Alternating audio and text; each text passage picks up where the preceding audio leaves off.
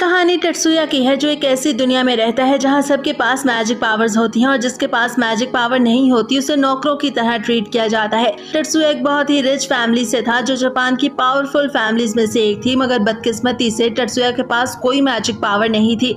ये देख के उसकी माँ टत्सुया पे बहुत सारे टेस्ट कराती है ताकि किसी तरह टत्सुया में वो आर्टिफिशियल मैजिक डाल सके, और इन सब से टत्सुया को बहुत तकलीफ होती थी। यहाँ तक कि वो चिल्लाता था मगर उसकी मम्मी फिर भी नहीं रुकती थी, और इन सब के दौरान टत्सुया ने अपनी सारी फीलिंग्स खो दी। अब वो ना ही रोता था और ना ही हंसता था। टत्सुया अंदर से बिल्कुल पत्थर बन चुका था।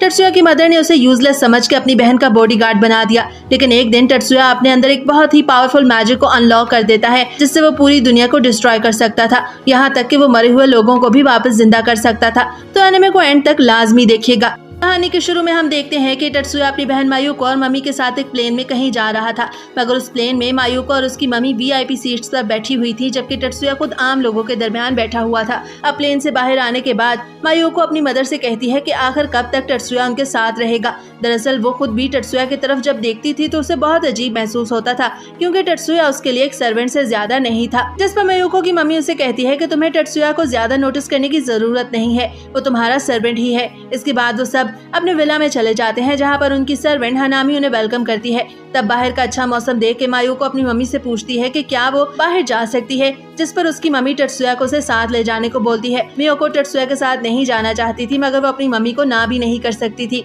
इसलिए उसे ना चाहते हुए भी टत्सुया के साथ जाना पड़ता है। मायूको जब टत्सुया के साथ वॉक पे जा रही थी तो टत्सुया उसे एक आदमी के साथ टकराने से रोक लेता है, मगर वो आदमी फिर भी जानबूझ के मायूको के साथ टकराता है और टकराने का इल्जाम भी मायूको पे लगाता है। टत्सुया मायूको को बचाते हुए उसके सामने खड़ा होकर उस आदमी को वहाँ से जाने का कहता है, जिसपे उस काले आदमी को गुस्सा आता है और वो टत्सुया पे अटैक करता है, मगर टत्सुया उसका अटैक बस अपने हाथों का यूज करके रोक लेता है। ये देख के मायूको हैरान होती है। अब उस काले आदमी को और भी गुस्सा आता है और वो अपनी फाइटिंग स्टाइल में खड़ा हो जाता है। टत्सुया से वार्न करता है मगर वो फिर भी टत्सुया पे अटैक करता ही जा रहा था, जिसपे टत्सुया उसे एक जोरदार पंच मार के घुटनों के बल गिरा देता है। ये देख के उसके दोनों साथी भी शॉक्ड हो गए थे, जिसके बाद टत्सुया अपनी बहन मायूको का हाथ पकड़ के वहाँ से जाने लगता है। मायूको ये देख के हैरान थी कि उसका भाई कितना स्ट्रॉन्ग है और अब उसे टत्सुया के साथ ये अपने बुरे बिहेवियर पे भी अफसोस हो रहा था। मायूको घर वापस आके हनामी को भी इस बारे में बताती है कि किस तरह से टत्सुया ने उसे उस बदमाश आदमी से बचाया। तो टत्सुया बोलता है कि उसकी ड्यूटी थी, मगर ये सुन के मायूको की मम्मी खुश होती है कि टत्सुया को अपनी असल जगह का पता है। अब मायूको अपनी मम्मी का टत्सुया के साथ ये बर्ताव देख के बहुत बुरा फील करती है। अब जब वो शॉवर लेके बाहर आती है तो हनामी उसे बताती है कि उसकी मम्मी की तबीयत कुछ खराब है, तो उसे उस रॉयल पार्टी जिसका इन्विटेशन उन्हें आया था अब मायूको को जाना होगा। इसके साथ टत्सुया भी जाएगा क्योंकि वो भी उनका फैमिली मेंबर है। अब जब मायूको और टत्सुया वहाँ से पार्टी में जाने के लिए गाड़ी में बैठते हैं तो हनामी सोचती है कि उसने अपनी सारी जिंदगी उस फैमिली के ऑर्डर्स मानते हुए गुजार दी और वो खुद भी एक एआई रोबोट है, इसलिए उसे खुद तो कभी मोहब्बत को महसूस ही नहीं किया, मगर वो मायूको और टत्सुया के दरमियान हमेशा मोहब्बत देखना चाहती थी। अब जब टत्सुया और मायूको पार्टी में पहुंच जाते हैं तो मायूको को उसके अंकल सबसे इंट्रोड्यूस करवाते हैं, जबकि टत्सुया एक कोने में जाकर खड़ा हो जाता है। तब मायूको से मिलने उसके दो कजन्स आते हैं जिनके नाम अयाको और फूमिया थे, और फिर वो टत्सुया के बारे में पूछ के उसकी तरफ जाने लगते हैं, लेकिन टत्सुया एक कोने में खड़ा था और उससे कोई भी बात नहीं कर रहा था। अब अपने कजन से बात करके थोड़ा स्माइल करता है तो मायूको को थोड़ा जेलस फील होता है क्योंकि आज तक उसके भाई ने उसके साथ इस तरह बात नहीं की थी। तब उसके अंकल मायूको से माफी मांगते हैं कि उनके कजन्स को नहीं मालूम कि वो दोनों यात्सुबा फैमिली की सक्सेसर को छोड़ के उसके निकम्मे भाई से बात कर रहे हैं। तब वो सोचती है कि उसे फिक्र करने की कोई जरूरत नहीं है क्योंकि टत्सुया उस जितना पावरफुल नहीं है और उसे कोई भी पसंद नहीं करता। पूरी यात्सुबा फैमिली ये बात जानती है कि टत्सुया के पास कोई पावर नहीं है, जबकि वो खुद अपनी फैमिली के सबसे पावरफुल मैजिशियन है। लेकिन वो एक बार फिर से अपने भाई को मुस्कुराता हुआ देख के दुखी फील करती है। अब सीन चेंज होता है और हम देखते हैं कि कुछ दिनों बाद मायूको और उसका भाई अपनी मम्मी के साथ एक बोट में कहीं जा रहे थे और उनके साथ हनामी और बाकी सर्वेंट्स भी मौजूद थे। तब मायूको फिर टत्सुया के साथ एक पिक्चर खिंचवाना चाहती थी, लेकिन इसके लिए उसे अपनी मम्मी से इजाजत लेने की जरूरत थी, लेकिन उसकी मम्मी उसे इजाजत दे देती है। तो मायूको टत्सुया के साथ काफी दूर बैठ के पिक्चर खिंचवाती है और उन दोनों की ये पिक्चर काफी एक्सप्रेशनलेस और लाइफलेस थी क्योंकि मायूको सिर्फ एंड में ही थोड़ा सा मुस्कुरा पाती है। अब तभी बोट काफी तेज हो जाती है। तब कैप्टन उन्हें बताता है कि कोई उनका पीछा कर रहा है और उसने उन पे मिसाइल्स भी शूट कर दिए हैं। अब टत्सुया अपने हाथ को हवा में बुलंद करता है और साथ ही अपना मैजिक भी एक्टिवेट करता है। वो टाइम को स्लो कर देता है और इसी कारण वो मिसाइल्स को पानी के अंदर ही तबाह कर देता है। अब ये देख के मायूको हैरान हो जाती है क्योंकि वो जान गई थी कि उसका भाई मैजिक का इस्तेमाल कर रहा है, लेकिन वो सोचती है कि किसी भी कैट डिवाइस के बगैर ये सब करना मुमकिन नहीं, मगर टत्सुया ये सब कुछ काफी आसानी से कर रहा था। उसके बाद जब वो घर आते हैं तो शाम को यात्सुबा फैमिली से मिलने नेवी ऑफिसर आ जाता है जो उन्हें बताता है कि वो अभी तक ये पता नहीं चला ला सके कि वो मिसाइल्स उनकी बोर्ड पे किसने शूट किए थे। इसके बाद सीन चेंज होता है और हम देखते हैं कि उस नेवी ऑफिसर के साथ आया हुआ वही सोल्जर जिसे एनिमे के शुरू में टत्सुया ने नॉकआउट किया था, वो भी यहाँ अपने सीनियर के कहने पे टत्सुया से माफी मांगता है। इसके बाद जब वो सोल्जर्स वहाँ से चले जाते हैं तो उनका सीनियर टत्सुया को उनके नेवल बेस कैंप में आकर ट्रेनिंग लेने को बोलता है और फिर वो खुद भी वहाँ से चला जाता है। इधर घर के अंदर हनामी और मायूको की मम्मी को कहीं जाना था, तब मायूको की मम्मी टत्सुया से कहती है कि घर पे अकेले रहने से अच्छा है कि तुम नेवल बेस कैंप में ट्रेनिंग लेने के लिए चले जाओ। तब मायूको भी अपनी मम्मी से टत्सुया के साथ जाने की इजाजत मांगती है, क्योंकि उसके ख्याल में किसी भी किस्म के खतरे से निपटने के लिए उसे खुद भी इतना स्ट्रांग होना चाहिए जितना कि एक सोल्जर को। तब उसके पॉइंट को समझते हुए मायूको की मम्मी मान जाती है और उसे भी जाने की इजाजत दे देती है, लेकिन वो टत्सुया को वार्न करती है कि वो सबके सामने अपनी बहन को उसके नाम से पुकारे, क्योंकि वो नहीं चाहती थी कि किसी को भी ये पता चले कि टत्सुया के साथ एक सर्वेंट जैसा बर्ताव किया जाता है। अब वो दोनों काफी देर बारिश में पैदल चलने के बाद नेवल बेस कैंप में पहुंच जाते हैं, जहाँ पे सभी सोल्जर्स अपनी ट्रेनिंग कर रहे थे और वो सभी किसी भी किस्म के मैजिक का इस्तेमाल किए बगैर एक दूसरे के साथ फाइट कर रहे थे। तब नेवल ऑफिसर शिबा नामी एक सोल्जर को टत्सुया से फाइट करने को बोलता है, जिसे टत्सुया एक्सेप्ट कर लेता है। अब टत्सुया उसके अटैक्स को डॉज करते हुए बहुत आसानी के साथ एक पंच मार के उसे नॉकआउट कर देता है। तब एक और सोल्जर जिसका नाम हराउट था वो आता है और टत्सुया से फाइट करने लगता है, मगर टत्सुया बहुत आसानी से खुद को उसके सभी अटैक से बचा रहा था। उसको देख के ऐसा लगता था जैसे वो काफी एक्सपीरियंस सोल्जर है और वहाँ मौजूद सभी सोल्जर टत्सुया की स्किल्स को देख के हैरान हो रहे थे। अब टत्सुया सही मात्रा में अपने और उसके दरमियान एक डिस्टेंस पैदा करता है और फिर इस बात का फायदा उठा के उसे नॉकआउट करके जमीन पे गिरा देता है। तब एक और सोल्जर आगे आता है और टत्सुया को एक फाइट चैलेंज करता है। दरअसल ये वही गंजा सोल्जर था जिसने मायूको को पार्क में छेड़ा था। वो सोल्जर बताता है कि वो अपना बदला लेने के लिए टत्सुया से फाइट करना चाहता है। तब नेवल ऑफिसर टत्सुया की तरफ देखता है और फिर वो उसे इस फाइट की इजाजत दे देता है, जिस पर वो सोल्जर मैजिक का इस्तेमाल करता है। तो मायूको को लगता है कि वो सोल्जर धोखा देने की कोशिश कर रहा है, मगर टत्सुया अपनी बहन का नाम पुकारता है और कहता है कि जो वो समझ रही है ऐसा नहीं है, क्योंकि असल दुनिया में भी अगर उनका पाला किसी अच्छे मैजिशियन से पड़ गया तो उसके मैजिक इस्तेमाल करने पे वो उसे धोखेबाज नहीं कह सकते। अब मायूको को टत्सुया के उसके नाम से पुकारने पे बहुत अच्छा लगता है। अब टत्सुया अपने मैजिक का इस्तेमाल करके सामने मौजूद उस सोल्जर के मैजिक को डीएक्टिवेट कर देता है और बहुत ही कम समय में उस सोल्जर के अटैक्स को रोक के उसे जमीन पे गिरा देता है, जिसके बाद वो सोल्जर वापस खड़ा हो जाता है और टत्सुया से बहुत अच्छे से बात करने लगता है और उसका बर्ताव भी टत्सुया के साथ बहुत अच्छा हो गया था। वो उससे अपना इंट्रोडक्शन करवाता है और उसे अपना नाम डैनी बताता है। इसके बाद वो दोनों एक दूसरे के दोस्त बन जाते हैं। दरअसल टत्सुया ने उन तीनों फाइट्स में ही अपनी पावर को कम मात्रा में इस्तेमाल किया था, क्योंकि वो जानता था कि अगर वो ज्यादा पावर को इस्तेमाल करेगा तो उससे वो तीनों सोल्जर्स की जान ले सकता था। अब इसके बाद सीन चेंज होता है और हम देखते हैं कि हनामी और मायूको की मम्मी अपने लिविंग रूम में बैठी हुई थी। तभी उन्हें टीवी पे पता चलता है कि उनकी फैमिली जापान के जिस सिटी में रह रही है वहाँ का डिफेंस बैरियर कमजोर हो गया है और इसी कारण उन्हें वहाँ से निकलना होगा। तभी मायूको की मम्मी को उसकी बहन माया की कॉल आती है, जो कहती है कि उसे टत्सुया पर से वो स्पेल हटा देना चाहिए, जिसकी वजह से वो अपने मैजिक को सही मात्रा में इस्तेमाल नहीं कर पाता। दूसरे लफ्जों में इस बात का मतलब ये था कि टत्सुया की मम्मी ने टत्सुया को अपने वश में किया हुआ था और वो उसे अपनी मर्जी के मुताबिक कंट्रोल कर रही थी। अब तभी टत्सुया भी कमरे में आ जाता है ताकि वो अपनी फैमिली को सिटी शेल्टर में ले जा सके, क्योंकि कम समय होने के कारण वो खुद से सिटी से बाहर नहीं जा सकते थे। अब जब वो सिटी शेल्टर पहुंच जाते हैं तो उन्हें पता चलता है कि डैनी उनका स्पेशल गार्ड होगा और उसके साथ वहाँ पर और भी सोल्जर्स मौजूद थे।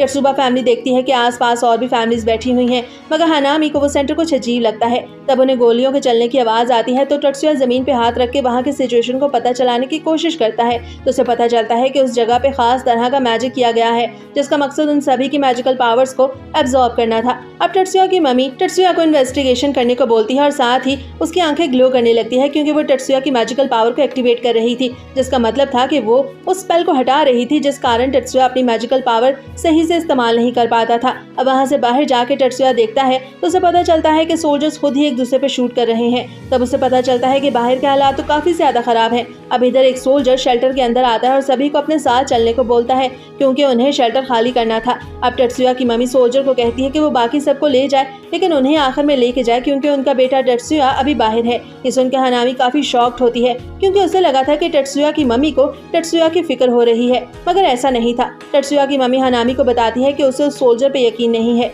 दरअसल वो सोल्जर उन्हें बचाने नहीं बल्कि उन्हें अपने साथ ले जाके अपनी मांगों को पूरा करने आया था। तब डैनी भी वहाँ आ जाता है तो वो सोल्जर डैनी पे फायरिंग शुरू कर देता है और इसी बात का फायदा उठा के हनामी भी अपना डिफेंस बैरियर एक्टिवेट कर देती है, जिस पर उनमें से एक सोल्जर उस डिफेंस बैरियर को डीएक्टिवेट करने की कोशिश करता है। तब डैनी और सोल्जर्स को अपनी गन नीचे करने को बोलता है, जिस पर वो सोल्जर्स डैनी से कहते हैं कि तुम काफी ज्यादा ताकतवर हो और तुम्हारी वजह से कभी हमें आगे निकलने का मौका नहीं मिला, इसलिए हम तुम्हारा साथ नहीं दे सकते।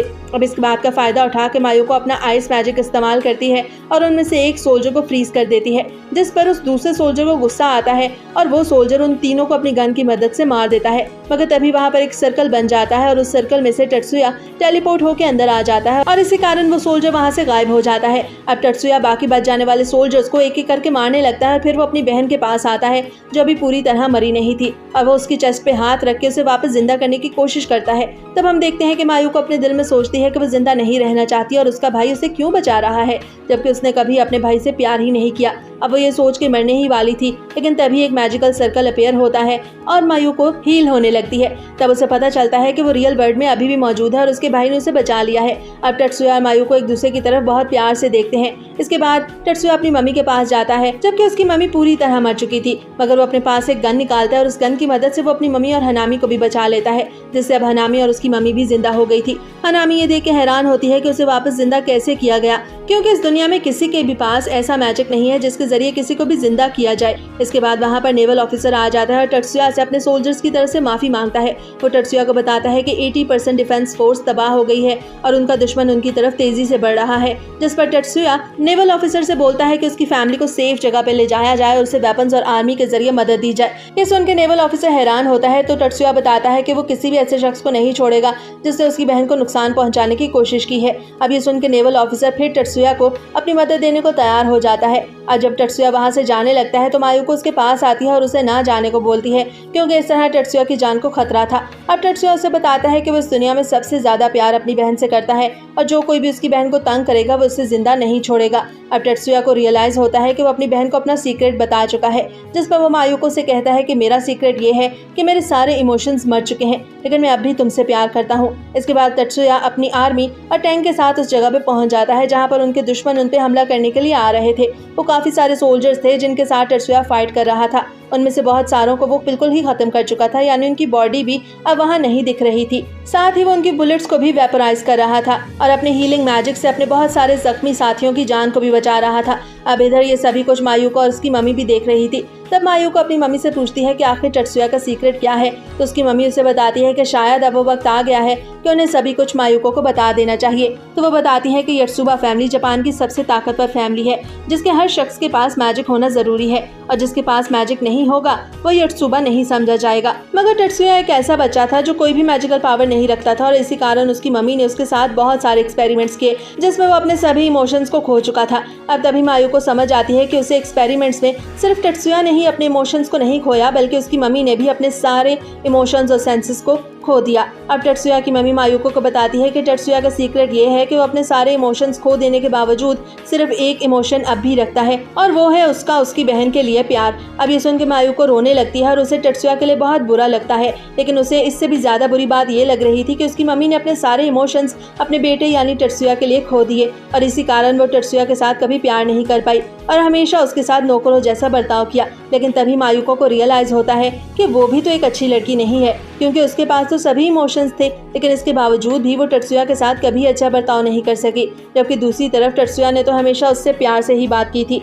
अब सीन वापस से टत्सुया पे जाता है और हम देखते हैं कि उसके साथ लड़ने के लिए मजीद 6 शिप्स और आ गए हैं और उन 6 शिप्स को खत्म करने के लिए अब टत्सुया को काफी ज्यादा पावर की जरूरत थी और साथ ही साथ उसे अपने वेपन्स को इस्तेमाल करने के लिए कई सारे मेजरमेंट्स भी करनी थी, लेकिन इसके लिए उसे काफी समय चाहिए था और इसी कारण वो अपने साथियों को वहां से चले जाने को बोलता है, मगर उनमें से कोई भी वहां से नहीं जाता और वो सभी उन शिप्स के अटैक्स को रोकने लगते हैं और अपनी पावर से एक शील्ड भी बना देते हैं। मगर वो ज्यादा देर तक ये नहीं कर सकते थे क्योंकि वो टत्सुया जितने पावरफुल नहीं थे। तब मायूको और हनामी टत्सुया की मदद के लिए अपनी मम्मी से इजाजत मांगती है, तो उसकी मम्मी इस बात का फैसला मायूको पर छोड़ देती है। अब हम देखते हैं कि वहाँ पर हनामी और मायूको भी आ गई थी और हनामी अपनी सारी पावर का इस्तेमाल करके वहाँ एक डिफेंस बैरियर एक्टिवेट कर देती है, लेकिन वो ज्यादा देर तक ऐसा नहीं कर पाती क्योंकि उसने अपनी सारी पावर का इस्तेमाल कर लिया था और वो खुद भी एक AI रोबोट थी और इसीलिए वो ज्यादा देर तक खुद को बैलेंस नहीं कर पाती। अब तभी टत्सुया अपनी सारी मेजरमेंट्स को कंप्लीट कर लेता है और अपना सबसे अल्टीमेट अटैक उन 6 शिप्स पे कर देता है, जिससे वो शिप्स और आसपास मौजूद नॉर्मल शिप्स भी तबाह हो गई थी और वो अटैक इतना ज्यादा शदीद था कि पानी की एक बहुत बड़ी वेव अब समुद्र से बाहर आ रही थी,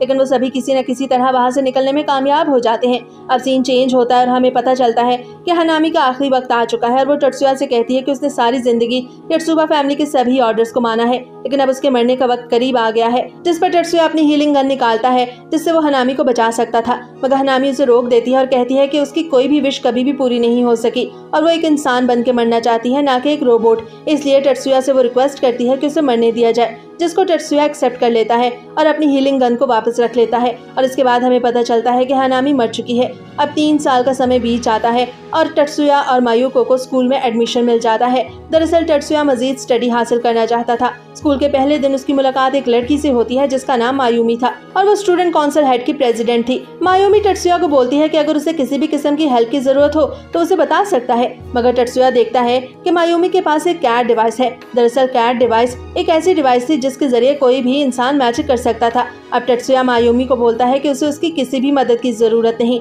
ये कह के वो मेन हॉल में आ जाता है जहां आज एंट्रेंस सेरेमनी थी।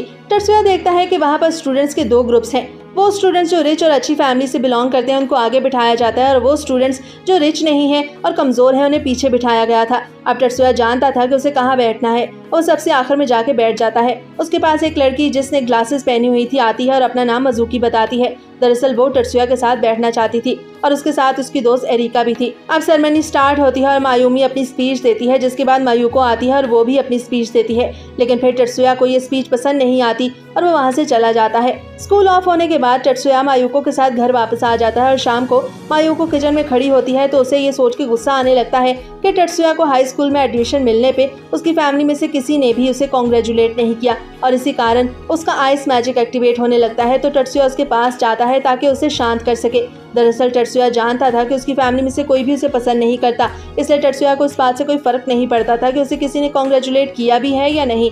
अब अगली सुबह जब वो दोनों भाग के अपने ट्रेनिंग ग्राउंड की तरफ जाने लगते हैं तो रास्ते में कुछ ट्रेनर्स उन पे अटैक कर देते हैं। वो स्वाइपिंग, किकिंग और पंचिंग टेक्निक्स का इस्तेमाल करते हैं। दरअसल ये सभी कुछ टत्सुया और मायूको की ट्रेनिंग का हिस्सा था। तभी वहाँ पर टत्सुया और मायूको के टीचर आ जाते हैं और वो टत्सुया के साथ फाइट करने लगते हैं, जिस पर टत्सुया का टीचर उस पर एक साथ काफी सारे पंचेस की बुछाड़ कर देता है, मगर टत्सुया किसी तरह अपना बैलेंस खराब नहीं होने देता और खुद को बचा लेता है। अब ये देख के आसपास मौजूद सभी ट्रेनर्स काफी हैरान हो जाते हैं। अब काफी देर लड़ने के बाद जब टत्सुया हार के जमीन पे लेट जाता है तो उसका टीचर कहता है कि आज के लिए बस इतना ही काफी है और इसके बाद उन दोनों की फाइट खत्म हो जाती है। तब मायूको भी टत्सुया के पास जमीन पे बैठ जाती है तो उसे रियलाइज होता है कि उसके कपड़े गंदे हो गए हैं, इसलिए वो अपने मैजिक के जरिए अपने ड्रेस को दोबारा से नीट एंड क्लीन कर लेती है। अब अगले दिन जब मायूको और टत्सुया स्कूल जाते हैं तो वहाँ पर कंप्यूटर क्लास में टत्सुया कंप्यूटर को बहुत अच्छे से चला रहा था, जिसे देख के मजुकी और एरिका भी काफी हैरान थी। तभी पास बैठा एक लड़का लियो टत्सुया की कंप्यूटर स्किल से मुतासिर होकर उससे बात करने की कोशिश करता है और उसे अपनी मैजिक पावर का नाम बताता है जो कि रीइंफोर्समेंट मैजिक पावर थी।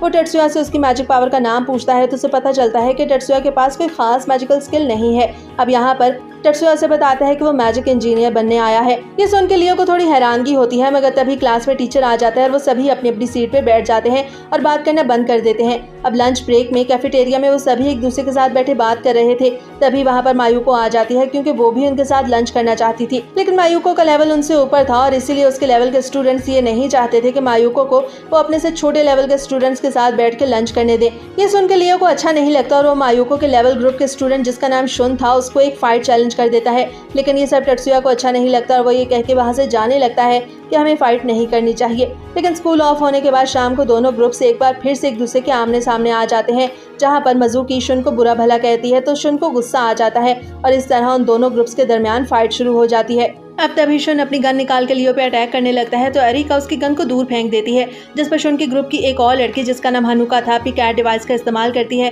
जिसकी वजह से उसका मैजिक जिसका नाम डार्क मैजिक था एक्टिवेट हो जाता है और हर तरफ फैल जाता है। लेकिन वो जल्द ही खत्म हो गया था क्योंकि उस लड़की को उस मैजिक को कंट्रोल करना नहीं आता था। अब तभी वहाँ पर स्टूडेंट काउंसिल की प्रेसिडेंट मायूमी आ जाती है और उसके साथ डिसिप्लिन कम्युनिटी की प्रेसिडेंट मैरी भी थी। वो डार्क मैजिक को एक्टिवेट होने की वजह से उसकी एनर्जी को महसूस कर लेती हैं और इसी कारण अब वो स्टूडेंट्स को पनिश करना चाहती थी। उनका कहना था कि स्कूल के अंदर स्कूल के बाद भी किसी को मैजिक इस्तेमाल करने की इजाजत नहीं है और अगर कोई ऐसा करता है तो ये क्राइम कंसिडर किया जाएगा, मगर स्टूडेंट्स ने मैजिक इस्तेमाल किया है इसलिए अब उन्हें उनके साथ चलना होगा।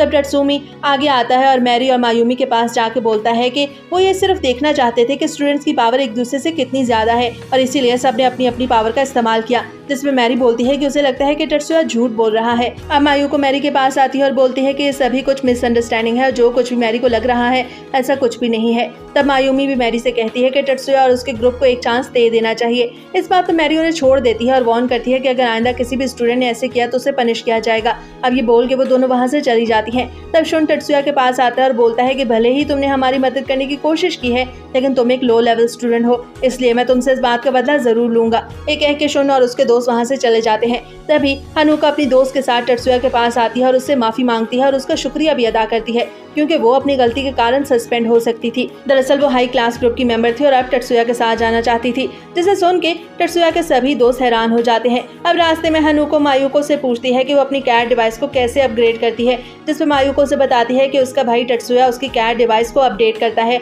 और उसकी कैट डिवाइस को हमेशा वो ही संभाल के रखता है। तब एरिका भी टत्सुया से अपनी कैट डिवाइस को अपडेट करने को बोलती है, मगर टत्सुया इनकार कर देता है। अब अगले दिन जब टत्सुया अपनी बहन मायूको के साथ स्कूल आता है तो उसे रास्ते में मायूमी मिलती है और वो उसे लंच ब्रेक में मिलने को बोलती है, क्योंकि उसे उन दोनों से कोई जरूरी बात करनी थी। तब लंच ब्रेक में मायूमी मायूको से स्टूडेंट काउंसिल हॉल को ज्वाइन करने के बारे में पूछती है, क्योंकि वो हर साल एक नए स्टूडेंट को स्टूडेंट काउंसिल हॉल में शामिल करती थी। तो मायूको खुद से ज्यादा टत्सुया को इस पोजीशन के लिए फिट समझती है और कहती है कि मेरा भाई ज्यादा टैलेंटेड है और उसे ये जॉब ऑफर होनी चाहिए थी। तब मायूमी बोलती है कि मायूको हाई क्लास ग्रुप से ताल्लुक रखती है और इसीलिए उसे ये पोजीशन ऑफर की गई है। अब पास बैठी मैरी मायूको और टत्सुया को बताती है कि डिसिप्लिन कम्युनिटी में भी एक पोजीशन मौजूद है और टत्सुया वहाँ अप्लाई कर सकता है, लेकिन टत्सुया ये सुन के हैरान हो जाता है। तभी रिंग बेल करती है और लंच ब्रेक खत्म हो जाती है। इसके बाद वो सभी अपनी पावर चेक करने के लिए मैजिक रूम में जाते हैं। तो अरिका वहाँ पर रखी एक डिवाइस पे अपना हाथ रखती है, जिससे वो डिवाइस उसे बताती है कि उसके पास कितनी पावर है। दरअसल अरिका के पास बस ठीक ही पावर थी, लेकिन जब टत्सुया उस डिवाइस पे अपना हाथ रखता है तो वो डिवाइस बहुत आहिस्ता चलती है, जिससे टत्सुया दिल ही दिल में सोचता है कि वो वाकई कितना कमजोर है और उसे डिसिप्लिन कम्युनिटी में वो पोजीशन नहीं मिलेगी। इसके बाद वो सभी स्टूडेंट काउंसिल हॉल आ जाते हैं। तो टत्सुया सोचता है कि उसे डिसिप्लिन कम्युनिटी में मौजूद उस पोजीशन पे अप्लाई नहीं करना चाहिए। अब जब टत्सुया अंदर जाता है तो स्टूडेंट काउंसिल हॉल का वाइस प्रेसिडेंट हैंजू उसे मिलता है, जो टत्सुया को इग्नोर करके मायूको से हेलो बोलता है। ये देख के मायूको को अच्छा तो नहीं लगता, मगर वो फिर भी उसे हेलो बोल देती है। अब तभी मैरी बताती है कि टत्सुया, हमें जल्द ही डिसिप्लिन कम्युनिटी हॉल में जाना चाहिए ताकि तुम्हारे लिए उस पोजीशन पे अप्लाई किया जा सके। अब जब हैंजू ये बात सुनता है तो उसे बिल्कुल भी अच्छा नहीं लगता और वो मैरी को मना कर देता है, जिस पर मायूको कहती है कि मेरा भाई काफी ज्यादा पावरफुल है और वो किसी के भी साथ लड़ सकता है। तब मायूको जब और बात करने लगती है तो टत्सुया से रोक देता है और हैंजू को एक फाइट चैलेंज करता है, जिस पर हैंजू भी मान जाता है। दरअसल टत्सुया ये सबको दिखाना चाहता था कि वो डिसिप्लिन कम्युनिटी को ज्वाइन करने के काबिल है भी या नहीं। इसके बाद हैंजू और टत्सुया की फाइट शुरू हो जाती है, जिसमें हैंजू काफी ज्यादा ओवर कॉन्फिडेंट था, क्योंकि उसके पास एक ऐसी कैट डिवाइस थी जिसके जरिए उसकी मैजिकल पावर डबल हो सकती थी। उसका ख्याल था कि वो स्पीड रिलायंस टेक्निक का इस्तेमाल करके टत्सुया को आसानी से हरा देगा, लेकिन जब फाइट शुरू होती है तो हैंजू की डिवाइस काम करना बंद कर देती है और टत्सुया इस बात का फायदा उठा के हैंजू को नॉकआउट कर देता है, जिसका मतलब था कि हैंजू ये फाइट शुरू होने से पहले ही हार गया था। अब ये देख के किसी को भी यकीन नहीं आ रहा था कि टत्सुया इतनी जल्दी हैंजू के पीछे आके कैसे खड़ा हो गया और उसने कैसे ये फाइट जीत ली। मैरी टत्सुया को विनर डिक्लेयर कर देती है। उसे लगता है कि टत्सुया जरूर किसी मैजिक का इस्तेमाल कर रहा था। तब टत्सुया उसे बताता है कि उसने किसी किस्म के मैजिक का इस्तेमाल नहीं किया, बल्कि ये एक फिजिकल मूवमेंट थी। लेकिन वहाँ मौजूद किसी भी स्टूडेंट को टत्सुया की बात का यकीन नहीं आ रहा था, जिस पर टत्सुया ने बताता है कि वो रोजाना अपने टीचर के पास ट्रेनिंग करता है और इसी कारण उसने सियोन वेव्स का इस्तेमाल किया था। अब मायूमी कहती है कि सियोन वेव्स ही इतनी ताकतवर नहीं है कि वो किसी भी इंसान को हरा सके। दरअसल सियोन वेव्स इंसान के माइंड पे असर करती हैं और इसी कारण टत्सुया अपनी पावर का इस्तेमाल कर पाया और हैंजू अपनी पावर को कंट्रोल नहीं कर पाया। तब एक लड़की जिसका नाम सुजैने था वो बताती है कि टत्सुया ने 3 सियोन वेव्स मुख्तलिफ फ्रीक्वेंसीज पर इस्तेमाल की हैं और इसी कारण वो हैंजू पे अटैक कर पाया।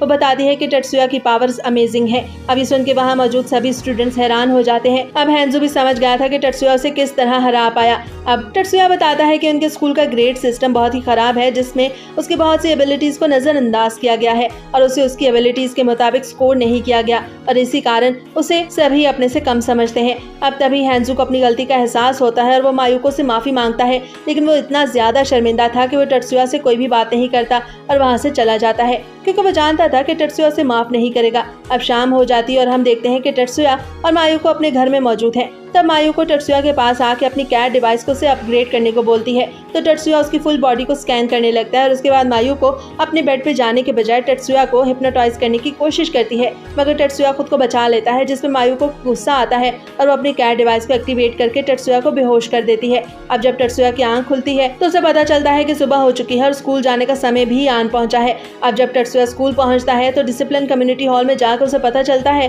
कि उसके साथ साथ शुन ने भी डिसिप्लिन कम्युनिटी को ज्वाइन कर लिया है और आज उन दोनों का ही पहला दिन है। उन्हें बताया जाता है कि डिसिप्लिन कम्युनिटी में होने के कारण वो अपनी डिवाइस का इस्तेमाल कर सकते हैं, लेकिन सही समय पर। इसके बाद उन्हें उनकी ड्यूटीज को पूरा करने को बोला जाता है, जिस पर टत्सुया बाहर आ जाता है और इर्द गिर्द देखने लगता है कि कोई स्टूडेंट डिसिप्लिन को तोड़ तो नहीं रहा। तभी उसे पता चलता है कि कुछ स्टूडेंट्स ने अरिका को घेर रखा है। दरअसल स्कूल में मुख्तलिफ क्लब्स बन रहे थे और हर क्लब को ताकतवर बनाने के लिए ज्यादा से ज्यादा स्टूडेंट्स को उन क्लब्स को ज्वाइन करवाना जरूरी था। अब अरिका उस क्लब को ज्वाइन नहीं करना चाहती थी, मगर वो स्टूडेंट्स उसके साथ जबरदस्ती कर रहे थे, जिस पर टत्सुया अपनी कैट डिवाइस को एक्टिवेट करता है और वहाँ पे पहुंच जाता है और फिर अरिका को अपने साथ ले आता है। अरिका उसे बताती है कि वो अकेले नहीं रहना चाहती, जिसपे वो दोनों फाइटिंग क्लब में जाते हैं और कैंडो मैच देखने लगते हैं, मगर अरिका कैंडो मैच देख के काफी बोर हो रही थी। तभी टत्सुया नोटिस करता है कि वहाँ पर दो ग्रुप्स एक दूसरे के साथ झगड़ रहे हैं, क्योंकि वो दोनों ही वहाँ पे प्रैक्टिस करना चाहते थे। उनमें से एक ग्रुप का लीडर टकाकी दूसरे ग्रुप की लीडर मीबू को फाइट चैलेंज करता है, जिसपे मीबू कहती है कि ये फाइट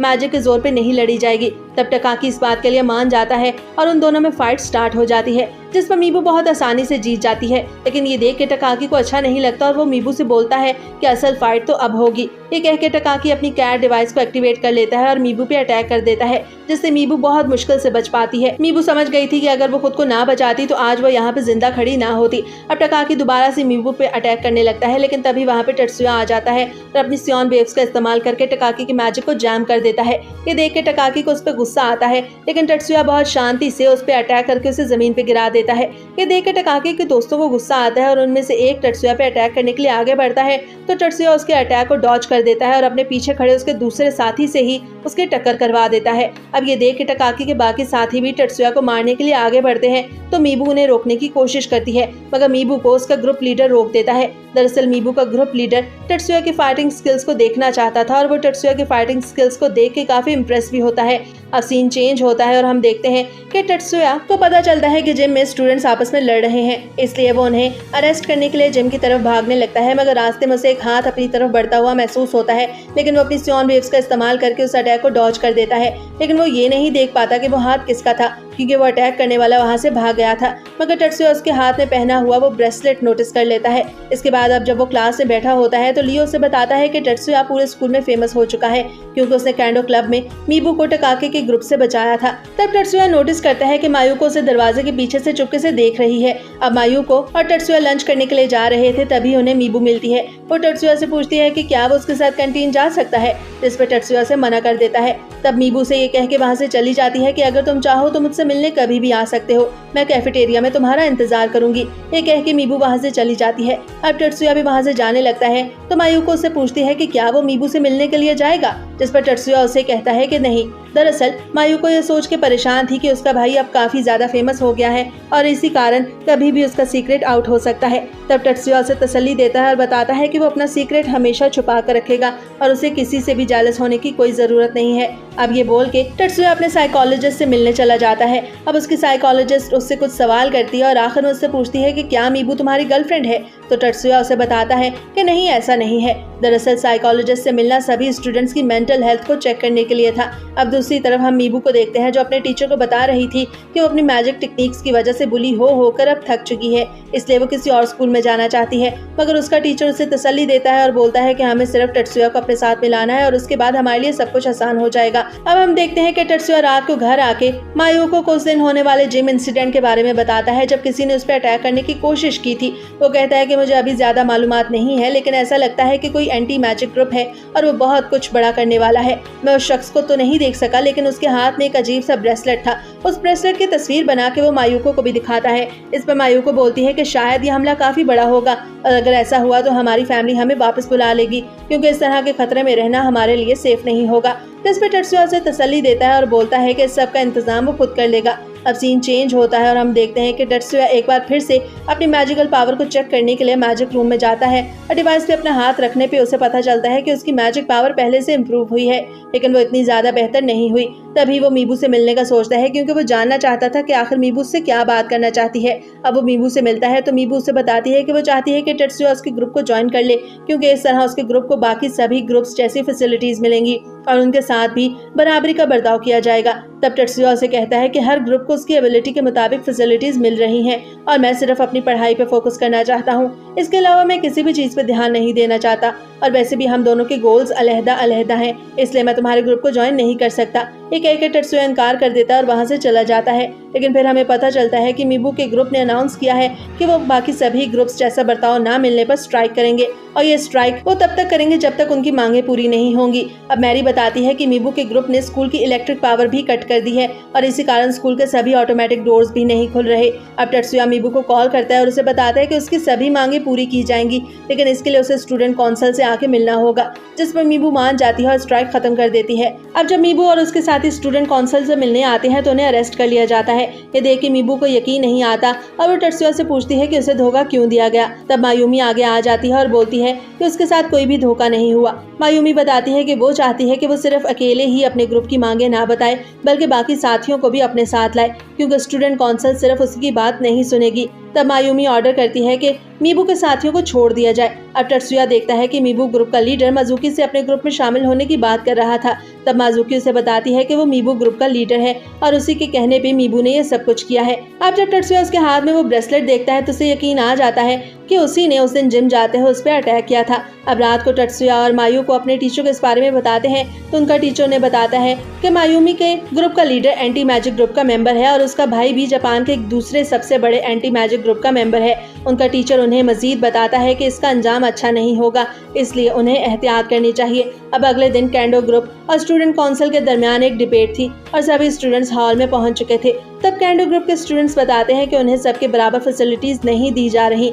तब मायूमी भी स्टेज पे आ जाती है और बताती है कि सभी स्टूडेंट्स को एक जैसा फैसिलिटेट नहीं किया जा सकता, मगर वो कोशिश करेगी कि लो लेवल स्टूडेंट्स को भी स्टूडेंट काउंसिल में शामिल किया जाए। ये सुनकर सभी स्टूडेंट्स खुश हो जाते हैं और तालियां बजाने लगते हैं। अब ये देख के कैंडो ग्रुप के मेंबर्स बिल्कुल खुश नहीं होते क्योंकि उनका प्लान नाकाम हो गया था। तब हॉल के बाहर एक ट्रक आके रुकता है और तभी हॉल के बाहर एक्सप्लोजन स्टार्ट हो जाते हैं। अब हॉल की खिड़की से कुछ बुलेट्स अंदर आते हैं जिन्हें हैंजू फौरन डीएक्टिवेट कर देता है। अब तभी हॉल का दरवाजा खुलता है और 3 गनमैन अंदर आते हैं जिन्हें मैरी रोक देती है क्योंकि वो पहले ही सब के लिए तैयार थी। दरअसल ये सभी कुछ टेत्सुया ने अपने साथियों को बता दिया था। अब एंटी मैजिक ग्रुप के मेंबर्स वहाँ से भागने लगते हैं तो स्टूडेंट काउंसिल के मेंबर उन्हें पकड़ लेते हैं। अब बाहर जब लियो एंटी मैजिक ग्रुप के लोगों को मार रहा था तो एक एंटी मैजिक ग्रुप का मेंबर लियो पे हमला करने की कोशिश करता है।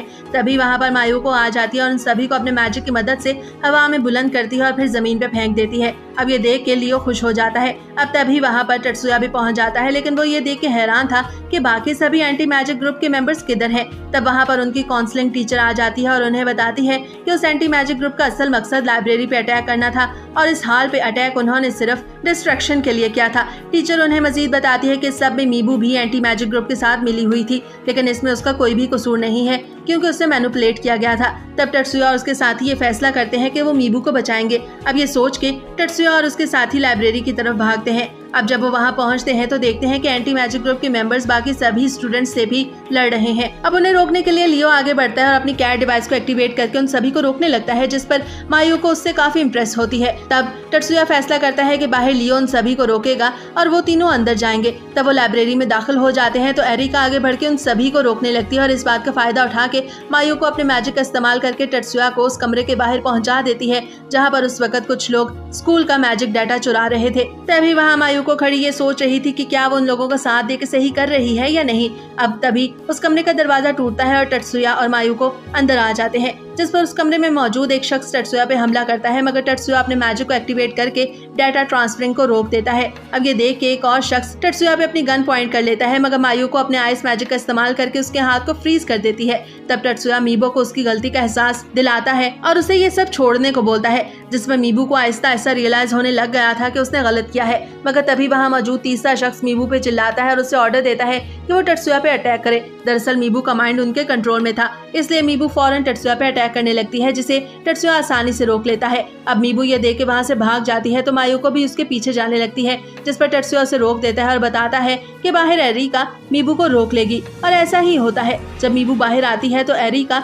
उसके सामने आ जाती है। तभी उन दोनों में फाइट स्टार्ट हो जाती है, जिसमें वो दोनों ही एक दूसरे पे भारी पड़ने लगती हैं। अब एरिका को देख के मीबू को लगता है कि जैसे वो मैरी के साथ लड़ रही है, जिस पर एरिका अपनी पावर को एक्टिवेट करती है और मीबू को उसकी स्वर्ड तोड़ के उसे हरा देती है। अब मीबू बुरी तरह से जख्मी हो चुकी थी। एरिका उसे बताती है कि मीबू भूल रही है कि वो दोनों मैरी की ही स्टूडेंट्स हैं। इसके बाद एंटी मैजिक ग्रुप के लीडर को टेत्सुया के साथी पकड़ लेते हैं, जिस पर वो वहां से भागने लगता है और टेत्सुया के साथियों पर अटैक करता है, जिस पर टेत्सुया के साथी आसानी से उस लीडर को हरा देते हैं। अब शाम को हम देखते हैं कि हॉस्पिटल में मीबू को होश आ गया था और वो रोने लगती है। दरअसल वो खुद को लूजर समझ रही थी, जिस पर आसपास मौजूद सभी स्टूडेंट्स उसे तसल्ली देते हैं और बताते हैं कि वो एक लूजर नहीं है। मीबू बताती है कि उसके ग्रुप के लीडर ने उसे अपनी बातों में फंसाया है, जबकि वो जानती थी कि यह सभी कुछ गलत है, लेकिन उसकी इंटेंशन गलत नहीं थी। अब टेत्सुया भी वहां आ जाता है और मीबू को तसल्ली देते हुए बोलता है कि तुमने आज तक जो कुछ भी किया है मुझे तुम पे गर्व है और तुम खुद को अकेला कभी मत समझना। अब ये सुन के मीबू एक बच्चे की तरह रोने लगती है। अब तभी वो सब नोटिस करते हैं कि उनकी बातें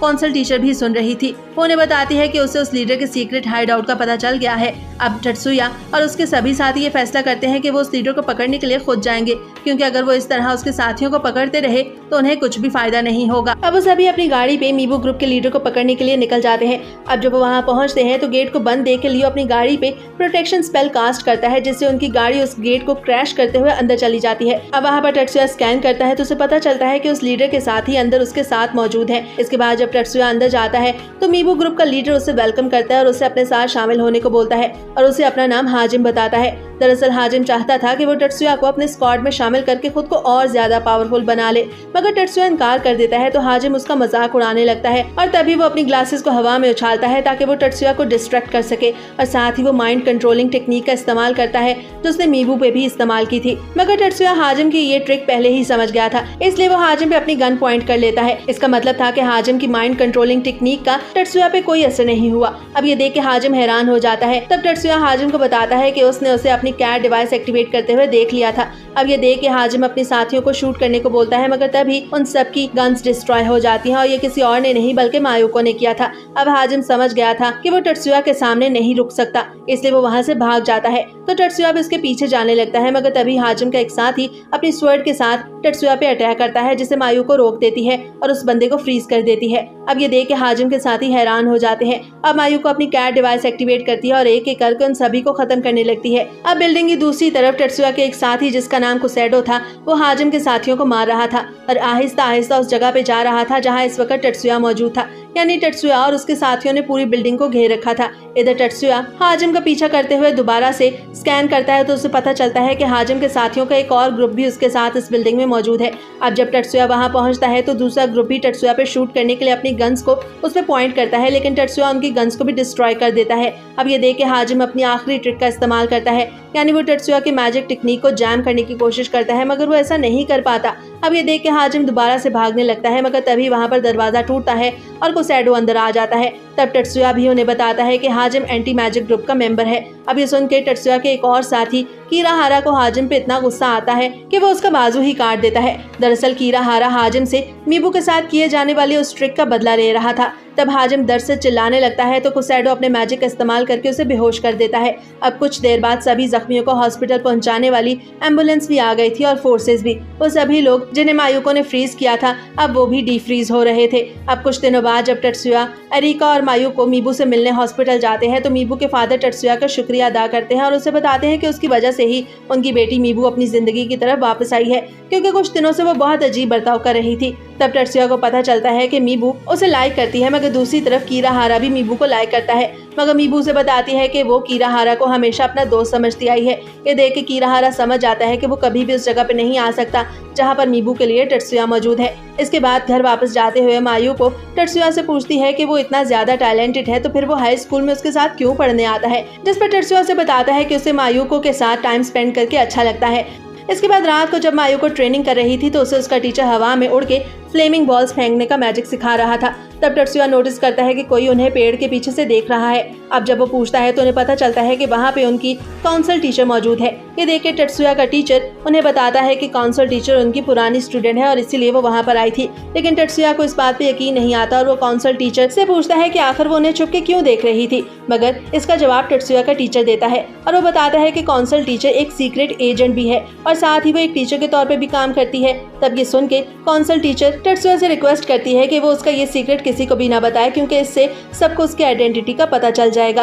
अब सीन चेंज होता है और हम देखते हैं कि कुछ दिनों बाद स्कूल के फुटबॉल मैच में तेत्सुया और उसकी टीम जीत गई थी और उन्हें जिताने में एक लड़का मिको हिको ने उनकी मदद की थी, जिस पर तेत्सुया और लियो मिको हिको की तारीफ करते हैं। तो मिको हिको को लगता है कि तेत्सुया सिर्फ उसे मक्खन लगा रहा है, मगर इस तरह मिको हिको भी तेत्सुया का दोस्त बन गया था। अब अगले दिन स्कूल मीटिंग में मायूमी सभी स्टूडेंट्स को एक ऐसे कंपटीशन के बारे में बताती है जो सब स्कूल्स के दरमियान होगा और वो 10 साल के बाद एक मर्तबा होता है, जिसका मतलब था कि 10 साल तक वो स्कूल की चर्चा रहेगी जो ये कंपटीशन जीत जाएगा। इसलिए मायूमी चाहती थी कि उनका स्कूल उस कंपटीशन को जीत जाए और इसलिए वो अपने स्कूल की सबसे काबिल स्टूडेंट्स को इकट्ठा कर रही थी ताकि वो एक ऐसी टीम बना सके जिसमें ऐसे बच्चे शामिल हो जो मुख्तलिफ तरह की गेम्स को खेल सके। और इसके लिए वो तेत्सुया को टेक्निकल स्टाफ में रखने का डिसाइड करती है, क्योंकि तेत्सुया किसी भी किस्म की गेम को खेलने में इंटरेस्टेड नहीं था।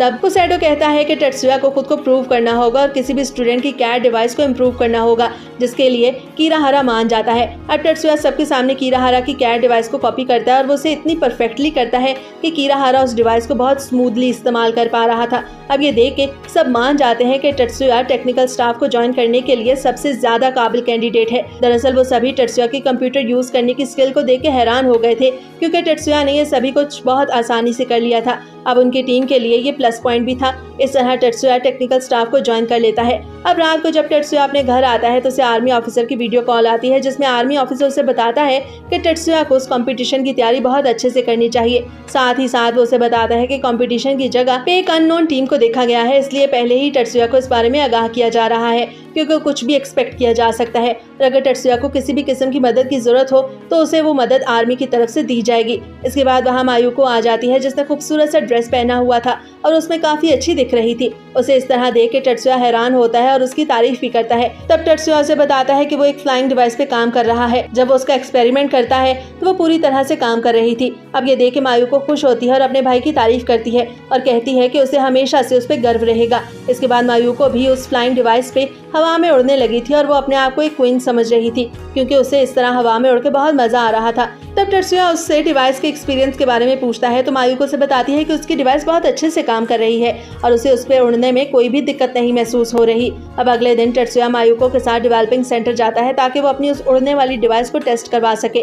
तब वहाँ पर एक इंजीनियर अशियामा तेत्सुया को बताता है कि उसकी डिवाइस बिल्कुल सही काम कर रही है। तब तेत्सुया अशियामा से पूछता है कि क्या वो उसकी डिवाइस की डुप्लीकेट्स बना सकता है, तो अशियामा उसकी डिवाइस को टेस्ट करने का सोचता है। और अब जब एक बंदा उसकी बनाई हुई डिवाइस को इस्तेमाल करता है तो वो आसानी से उड़ रहा था और उसे कोई भी दिक्कत नहीं महसूस हो रही थी। ये देख के अशियामा की बनाई हुई डुप्लीकेट डिवाइस को दूसरे बंदे एक्टिवेट करते हैं और हवा में उड़ने लगते हैं। अब ये देख के अशियामा बहुत खुश होता है और तेत्सुया की तारीफ करता है कि उसने इतनी कमाल की डिवाइस बनाई। दरअसल ये डिवाइस तेत्सुया कंपटीशन के दौरान इस्तेमाल करने वाला था। अब जब वो वापस आ रहे थे तो तेत्सुया और मायूको को उनके फादर मिलते हैं और उनके साथ उनका बटलर भी था। वो बटलर मायूको से तो बहुत तमीज से मिलता है, मगर तेत्सुया को इग्नोर करता है। ये देख के मायूको को अच्छा नहीं लगता और वो बटलर से कहती है कि उसे तेत्सुया को भी इज्जत देनी चाहिए। तो वो बटलर बोलता है कि मायूको तो उनकी सक्सेसर है और तेत्सुया सिर्फ एक सर्वेंट की हैसियत रखता है। अभी सुन के मायूको को अच्छा नहीं लगता और वो अपनी फ्रीजिंग पावर से उस बटलर को फ्रीज करने लगती है, लेकिन तेत्सुया उसे रोक देता है और इसके बाद वो दोनों वहाँ से चले जाते हैं। अब कुछ दिनों बाद स्कूल सेरेमनी में तेत्सुया एक स्पीच देता है, जिस पर सभी स्टूडेंट्स उसके लिए तालियां बजाते हैं। इधर बाहर मजुकी को कुछ अजीब महसूस होता है तो वो क्लास में जाके देखती है, जिस पर उसे पता चलता है कि उनका क्लास फेलो मिको हिको कोई मैजिक कर रहा है। तब उसे एक अजीब तरह की स्पिरिट नजर आती है, मगर तभी वहाँ पर तेत्सुया आ जाता है और मजुकी को बचा लेता है। अब जब तेत्सुया मिको हिको के पास जाता है और उससे पूछता है कि वो क्या कर रहा था, तो मिको हिको उसे बताता है कि वो स्पिरिट समनिंग टेक्निक की प्रैक्टिस कर रहा था, जिस पर तेत्सुया से माफी मांगता है और उसे बताता है कि वो स्पिरिट मजुकी को नुकसान पहुंचा सकती थी, इसीलिए उसे अंदर आना पड़ा। अब तेत्सुया मजुकी से पूछता है कि उसने कौन सी स्पिरिट देखी, तो मजुकी उसे बताती है कि उसने ब्लू और लाइट कलर की स्पिरिट देखी। अब इस सुन के मिको हिको हैरान रह जाता है, क्योंकि वो खुद अपनी बुलाई हुई स्पिरिट्स को नहीं देख सकता था। अब उसी दिन सभी स्टूडेंट्स कंपटीशन में पार्टिसिपेट करने के लिए स्कूल से निकल जाते हैं। तब ये डिसाइड होता है कि वो 2 बसों के जरिए जाएंगे। तब मायूमी तेत्सुया को अपने साथ बैठने को बोलती है, जिस पर तेत्सुया इनकार कर देता है और दूसरी बस में बैठ जाता है, मगर मायूको को भी अपने भाई के साथ ना बैठने का दुख था। अब तभी सब स्टूडेंट्स नोटिस करते हैं कि एक वैन उनका पीछा कर रही है और एक दूसरी वैन जब उस वैन से टकराती है तो वो पहली वैन उलट जाती है और उसमें आग लग जाती है, जिस कारण पिछली बस के साथ वो टकराने लगती है। मगर तभी वो सब अपना मैजिक इस्तेमाल करने का सोचते हैं, जिस पर मायूमी बताती है कि अगर वो सभी एक साथ बात मैजिक का इस्तेमाल करेंगे तो उनका मैजिक कैंसिल हो जाएगा। अब तब मायूमी कुसैडो को उसका मैजिक इस्तेमाल करने को बोलती है, मगर कुसैडो मायूमी को बताता है कि वो आग नहीं बुझा सकता, जिसमें मायूमी अपने मैजिक का इस्तेमाल करके आग को बुझाती है और उसके बाद कुसैडो अपने मैजिक का इस्तेमाल करके उस बस को वैन से टकराने से रोक देता है। अब ये सभी कुछ देखे वो सभी स्टूडेंट्स हैरान थे और उन्हें कुछ समझ नहीं आ रहा था कि अभी कुछ देर पहले ये सब क्या हुआ। जब बसें अपनी डेस्टिनेशन पे पहुंच जाती हैं तो टत्सुया मायुको को बताता है कि सभी कुछ जानबूझ के किया गया ताकि वो सब इस कंपटीशन में पार्टिसिपेट ना कर सके। अब होटल में पहुंचने के बाद वहाँ पे एक सेरेमनी होती है जहाँ पे टत्सुया देखता है कि अचानक से लाइट्स को ऑफ कर दिया गया है और एक लड़की स्टेज पे आती है। टत्सुया समझ गया था कि सभी कुछ मैजिक के जरिए किया जा रहा है, तो वो लड़की वहाँ से चली जाती है और इसके बाद एक बिना आंखों वाला बूढ़ा आदमी स्टेज पे आता है और बताता है कि वो लड़की एज अ टेस्ट स्टेज पे प्रेजेंट की गई थी। सिर्फ 5 लोग ही उस टेस्ट को पास कर पाए और उसके अलावा बाकी सभी लोग यूजलेस हैं। अब रात को होटल के बाहर मीको हिको दोबारा से स्पिरिट समनिंग टेक्निक की प्रैक्टिस कर रहा था। तब उसे महसूस होता है कि उसके आसपास कोई और भी मौजूद है, जिस पर वो अपनी स्पिरिट्स के मैजिक को हवा में उछालता है ताकि पता चला सके कि उसके आसपास कौन सी एनर्जी मौजूद है। मगर तभी उसे पता चलता है कि वो कोई आम मैजिक नहीं बल्कि उस पर हमला करने के लिए किया जाने वाला मैजिक है। अब मीको हिको उनका पीछा करने का सोचता है, मगर फिर वो डर जाता है। तब उसे टत्सुया का ख्याल आता है कि वो बिल्कुल भी ऐसी सिचुएशन में नहीं डरता।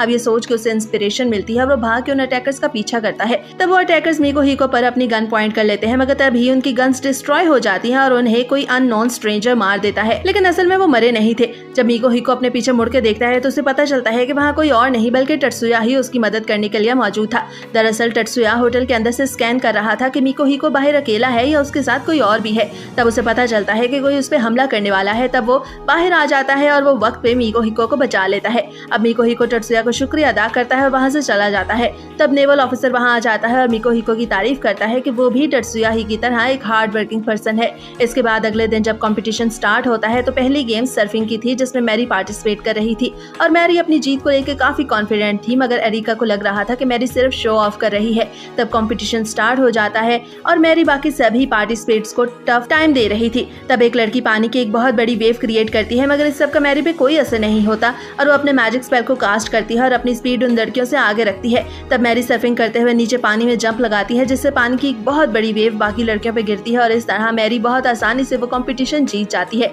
दूसरी तरफ ऑडियंस में बैठा टत्सुया भी मैरी की ये स्ट्रेटेजी समझ गया था और अब वो भी मैरी की तारीफ कर रहा था। अब दोपहर को टत्सुया मीटिंग में जाता है, जहाँ पे नेवल ऑफिसर उसे बताता है कि उस दिन होटल के बाहर होने वाले हमले में नो हेड ड्रैगन नामी ग्रुप का हाथ था और उनका असल मकसद इस कंपटीशन को रुकवाना है। लेकिन अच्छी बात यह है कि हमें वक्त से पहले ही उनके बारे में पता चल चुका है। अब अगले कंपटीशन में मायूमी पार्टिसिपेट कर रही थी और मायूमी ने मुख्तलिफ ऑब्जेक्ट्स को अपने मैजिक का इस्तेमाल करके बहुत आसानी से तोड़ लिया था, क्योंकि मायूमी की स्पीड अपने ओपोनेंट से 3 गुना ज्यादा थी और उससे कोई भी ऑब्जेक्ट मिस नहीं हो रहा था। इस तरह यह गेम भी मायूमी जीत गई थी। अब एक और गेम में चियाटो अपनी मैजिक पावर को एक्टिवेट करती है और अपने ओपोनेंट की आइस पे अपने मैजिक का इस्तेमाल करके वाइब्रेशन टेक्निक के जरिए आइस पिलर्स को बहुत आसानी से तोड़ देती है, जबकि उसके ओपोनेंट उसके मैजिक को फेस ही नहीं कर पाती और ये गेम वो हार जाती है। और इस तरह अब तक उनका स्कूल सारी गेम्स को जीतता आ रहा था। मगर सुजैन बताती है कि उन्हें इतना ज्यादा ओवर कॉन्फिडेंट नहीं होना चाहिए, क्योंकि उन्हें 4 आउट ऑफ 6 गेम्स जीतनी होंगी। इसके बाद वो सभी अपने रूम्स में चले जाते हैं। तो मायूमी और एरिका टत्सुया से मिलने उसके रूम में आती है और वहाँ पड़ा एक वेपन देख के एरिका हैरान हो जाती है, उसे ट्राई करने का पूछती है,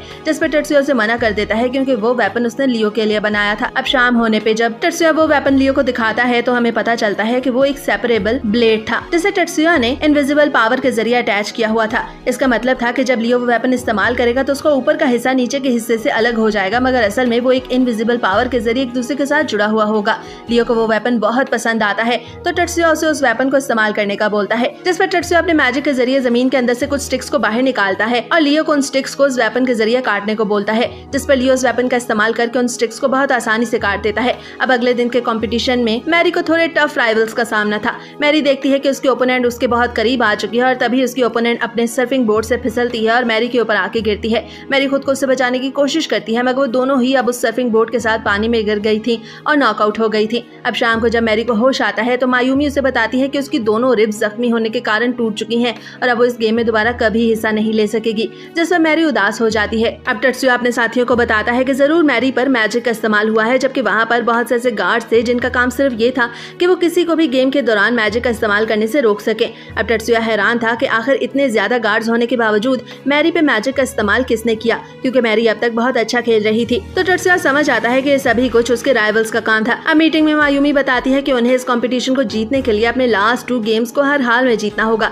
अगर वो ऐसा नहीं कर पाएंगे तो वो ये कंपटीशन हार जाएंगे। अब मायूमी उन्हें मजीद बताती है कि अगर वो 2 गेम्स में से एक गेम को खेल लें और उसके ज्यादा नंबर हासिल कर लें तो उन्हें कम नंबर्स वाली गेम खेलने की कोई जरूरत नहीं, जिस पर सुजैनी उन्हें सजेस्ट करती है कि उन्हें जरूर ज्यादा नंबर्स वाली गेम खेलनी चाहिए और कम नंबर्स वाली गेम को अवॉइड करना चाहिए। अब मायूमी अगले गेम के लिए मायूको को पार्टिसिपेट करने पे बोलती है, जिस पे टत्सुया एग्री करता है और कहता है कि उसे अपनी बहन पे पूरा यकीन है क्योंकि वो ये गेम आसानी से जीत जाएगी। अब अगले दिन जब गेम स्टार्ट होता है तो शिजुका अपनी उस गेम में पार्टिसिपेट करने के लिए तैयारी कर रही थी और सभी ऑब्जेक्ट्स को अपनी गन के जरिए बहुत आसानी से तोड़ रही थी। शिजुका का स्कोर 100 हो गया था, जिस पे सभी उसकी तारीफ करते हैं। अब ब्रेक के दौरान टत्सुया उसकी गन को और कैट डिवाइस को अपग्रेड करता है ताकि शिजुका मजीद अच्छा परफॉर्म कर सके। इस पर शिजुका उसका शुक्रिया अदा करती है और अगले राउंड में भी बहुत अच्छा परफॉर्म करती है, जिससे ये गेम शिजुका जीत गई थी। अब मायूमी टत्सुया के पास आती है और शिजुका की जीत के बारे में उसे बताती है और उसका शुक्रिया अदा करती है, जिस पर टत्सुया से बोलता है कि मायूमी को उन सभी स्टूडेंट्स का शुक्रिया अदा करना चाहिए जिनकी वजह से वो ये गेम जीत पाए।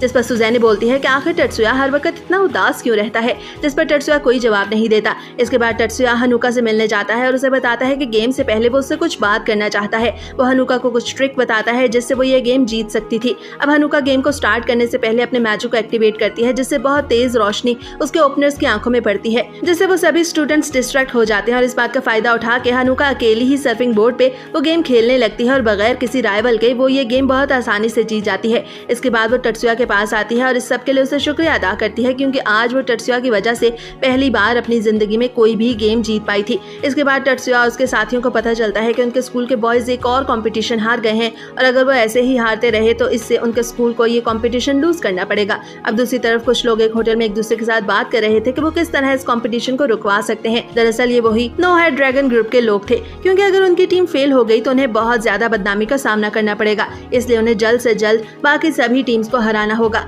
अब अगले दिन शिजुका अपनी गेम के दूसरे राउंड को खेलने के लिए एरिना में आती है, जिस पर वो और उसकी राइवल दोनों ही अपनी डिवाइसेस को एक्टिवेट करके अपने मैजिक का इस्तेमाल करते हैं, लेकिन शिजुका अपने मैजिक का इस्तेमाल करके वो गेम जीत जाती है। इसके बाद सीन चेंज होता है और हम देखते हैं कि टत्सुया अपनी कैट डिवाइस को अपग्रेड कर रहा था और हनुका को उसे ऐसा करते हुए देख के बहुत अच्छा महसूस हो रहा था। तब फ्लैशबैक में दिखाया जाता है कि मायूको जब मैजिक चेकिंग डिवाइस पे अपना हाथ रखती है तो वो डिवाइस बहुत तेजी से आगे जाती है, जिसका मतलब था कि मायूको के पास काफी ज्यादा मात्रा में मैजिक मौजूद है। लेकिन जब टत्सुया उस डिवाइस का इस्तेमाल करता है तो वो डिवाइस बहुत आहिस्ता चलती है, मगर हनुका को उसका मैजिक फिर भी बहुत अच्छा लगता है क्योंकि वो दिखने में काफी जेंटल था।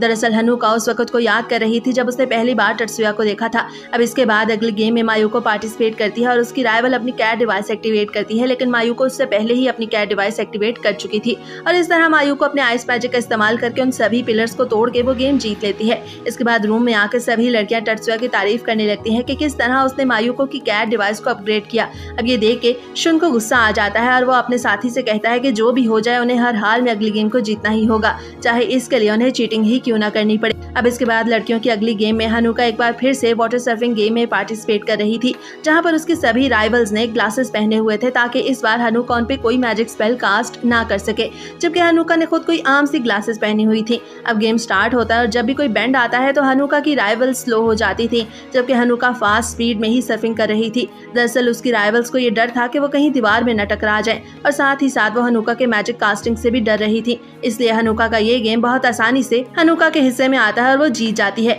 और इस सब का क्रेडिट वो टत्सुया को ही देती है। इसके बाद मायूमी सभी लड़कियों का शुक्रिया अदा करती है और बताती है कि उनकी वजह से वो इस गेम को अभी तक जीत पा रही हैं। तब शिजुका ये डिसाइड करती है कि वो अपनी ही टीममेट से एक फाइट करेगी ताकि वो ये प्रूव कर सके कि उसने सबसे अच्छा खेला है। अब ये फाइट मायूको और शिजुका के दरमियान होना थी, जिसमें शिजुका और मायूको दोनों ही अपने मैजिक पावर्स का इस्तेमाल करती हैं, लेकिन मायूको अपनी अल्टीमेट पावर का इस्तेमाल करके वो गेम शिजुका से जीत लेती है। दरअसल शिजुका फायर मैजिक इस्तेमाल कर रही थी, जबकि मायूको अपने आइस मैजिक का इस्तेमाल कर रही थी। शिजुका ने बहुत कोशिश की कि वो अपने फायर मैजिक से उन सभी पिलर्स को तोड़ दे, मगर मायूको के आइस मैजिक के सामने वो नहीं टिक पाती और मायूको भी आखिर में अपने अल्टीमेट इन्फर्नो टेक्निक का इस्तेमाल करके वो गेम जीत लेती है। इसके बाद जब टत्सुया अपने स्कूल टेंट में आता है तो उसे मायूको बताती है कि उसकी टीम एक एक्सीडेंट में जख्मी हो गई है। तब शिजुका टत्सुया को बताती है कि असल में उसकी टीम पे हमला किया गया है। तभी मायूमी भी वहां आ जाती है और बताती है कि कुछ लोगों ने उनके बेस कैंप पे हमला करके उनके साथी टीममेट्स को जख्मी कर दिया है। अब दूसरी तरफ उन्हीं स्ट्रेंजर्स की दोबारा से एक मीटिंग होती है जिसमें वो अपनी रिपोर्ट पेश करते हैं ताकि वो ये देख सके कि उनका प्लान काम कर रहा है या नहीं, क्योंकि उनका असल मकसद उस कंपटीशन को रुकवाना था, मगर उनका लीडर कोई भी रिस्क नहीं लेना चाहता था, इसलिए वो फैसला करते हैं कि वो उन सारी टीम्स को ही खत्म कर देंगे। अब इधर मायूमी दोबारा से एक मीटिंग रखती है और बताती है कि अब तक वो सभी गेम्स को 100 पॉइंट्स के साथ जीतते आए हैं और इस सब का क्रेडिट टत्सुया को जाता है, क्योंकि उसी की स्ट्रेटेजी की वजह से वो ये कंपटीशन अभी तक जीत रहे हैं। लेकिन अब बहुत सारे स्टूडेंट जख्मी होने के कारण वो कभी भी हार सकते हैं और मायूमी को वो हार बिल्कुल कबूल नहीं थी। इसलिए वो फैसला करती है कि उन स्टूडेंट्स को टेत्सुया के जरिए रिप्लेस किया जाए, मगर टेत्सुया बताता है कि ये कंपटीशन के असूलों के खिलाफ होगा। तब मायूमी कहती है कि अगर तुमने इस कॉन्टेस्ट में पार्टिसिपेट नहीं किया तो हम ये गेम हार जाएंगे। अब कुसैडो बोलता है कि मायूमी स्टूडेंट काउंसिल हेड की प्रेसिडेंट है और इसीलिए टेत्सुया तुम्हें उसका फैसला मानना होगा। तब टेत्सुया ये समझ जाता है कि उसके पास मायूमी की बात मानने के अलावा कोई भी ऑप्शन नहीं है। तो टेत्सुया पूछता है कि उसके टीममेट्स कौन होंगे, तो कुसैडो उसे उसके टीममेट्स खुद चूज करने को बोलता है, जिस पर टेत्सुया मिकोहिको और लियो को चूज करता है। अब रूम में आने के बाद टेत्सुया उन दोनों की कैर डिवाइसेस मांगता है ताकि वो उन्हें अपग्रेड कर सके और इस तरह वो अच्छे से अपने बाकी सभी गेम्स में परफॉर्म कर सके। अब अगले दिन जब गेम स्टार्ट होता है तो टेत्सुया अपने साथियों के साथ जंगल में आ जाता है और वहाँ पर वो अपनी ओपोनेंट टीम पे हमला करने के लिए आगे बढ़ता है। तो उसका ओपोनेंट भागने लगता है और टेत्सुया पे हमला करता है, जिसपे टेत्सुया अपना मैजिक स्पेल कास्ट करके अपने ओपोनेंट की गन को डिस्ट्रॉय कर देता है। अब ये देख के सभी स्टूडेंट्स हैरान हो जाते हैं। मैरी समझ जाती है कि उस दिन उस वैन का अटैक भी टेत्सुया ने ही अपनी इस टेक्निक का इस्तेमाल करके रोका था। अब इधर टेत्सुया अपने ओपोनेंट का डिफेंसिव बैरियर तोड़ देता है और वहां से भाग जाता है, जिससे उसके ओपोनेंट को पता ही नहीं चलता कि उसका डिफेंसिव पिलर किसने तोड़ा है। अब इधर उसका एक और ओपोनेंट लियो पे हमला करने की कोशिश करता है, मगर लियो अपने ब्लेड वेपन का इस्तेमाल करके उसके उस हमले को नाकाम बना देता है। दूसरी तरफ मिकोहिको सियोन वेव्स का इस्तेमाल करके अपने ओपोनेंट के माइंड को कंट्रोल कर लेता है, यानी अब वो अपने ओपोनेंट टीम पे भारी पड़ रहे थे। अब इधर टेत्सुया जंगल में भाग रहा था। वो एक स्पेल जमीन पे कास्ट करता है और जंप करके एक पेड़ पे चढ़ जाता है। जब ओपोनेंट टीम का मेंबर उस पेड़ के नीचे आता है तो टेत्सुया अटैक करके उसे हरा देता है और अब अगले राउंड में मिकोहिको अपने मैजिक के जरिए पता चलाता है कि उनके ओपोनेंट टीम का डिफेंसिव पिलर किधर है। तब टेत्सुया अपने ओपोनेंट टीम के हमलों से बचते हुए उस पिलर पे हमला करता है। अब इधर लियो भी अपनी ओपोनेंट टीम के प्लेयर को आसानी से हरा देता है। अब इधर मजाकी और उसकी टीममेट्स रॉक ब्रेकिंग कॉन्टेस्ट में बहुत अच्छे से परफॉर्म कर रहे थे, क्योंकि वो बहुत आसानी से उन रॉक्स को तोड़ पा रहे थे जो उनकी ओपोनेंट टीम उन पे फेंक रही थी। तब उनकी ओपोनेंट टीम अपने अल्टीमेट अटैक का इस्तेमाल करती है और बहुत सारे रॉक्स को इकट्ठा करके मजाकी पे फेंक देती है, लेकिन मजाकी उन रॉक्स से भी खुद को बचा लेता है। अब टेत्सुया ये सभी कुछ देख रहा था, तब उसे रियलाइज होता है कि उसका अगला गेम मजाकी और उसकी टीम के साथ होगा। अब टेत्सुया और मजाकी की टीम के दरमियान ये गेम स्टार्ट होता है, जिसमें टेत्सुया अपनी स्ट्रेटेजी के जरिए बहुत आसानी से वो गेम भी जीत लेता है। अब सीन चेंज होता है और हम देखते हैं कि टेत्सुया काउंसिल टीचर से मिलता है और उसे उस ग्रुप के हाइड आउट के बारे में बताता है, जिस पर वो टीचर हैरान हो जाती है और पूछती है कि टेत्सुया को ये सब कुछ कैसे पता चला। जिस पर टेत्सुया उसे कुछ भी नहीं बताता और कहता है कि उन्हें जल्द से जल्द उस हाइड आउट पे पहुंच के उस ग्रुप का खात्मा करना होगा। अभी तो मजाकी ये सब सुन के खुश था कि उसका अगला मुकाबला ओपन फील्ड में होगा। इसके बाद टेत्सुया अपने दोनों टीममेट्स को एक कोड देता है जो उन्हें उनके ओपोनेंट टीम के हमलों से बचाएगा। अब अगले दिन गेम शुरू होने से पहले मायूको टेत्सुया से मिलने आती है और उसे बताती है कि उसे पूरा यकीन है कि टेत्सुया कभी नहीं हारेगा, और ये कह के वो वहाँ से चली जाती है। तब टेत्सुया को रियलाइज होता है कि वो कभी भी मायूको को डिसअपॉइंट नहीं कर सकता। अब गेम स्टार्ट हो जाता है और मजाकी टेत्सुया पे फायर करने लगता है, जिसे टेत्सुया बहुत आसानी से डॉज कर रहा था, लेकिन अब टेत्सुया भी मजाकी पे फायर करता है। इसका मतलब था कि वो दोनों ही एक दूसरे पे फायर कर रहे थे और साथ ही साथ एक दूसरे के करीब भी आ रहे थे। तभी मजाकी भी उसके पीछे भागने लगता है, साथ ही साथ वो बहुत सी इनविजिबल बुलेट से भी खुद को बचा रहा था।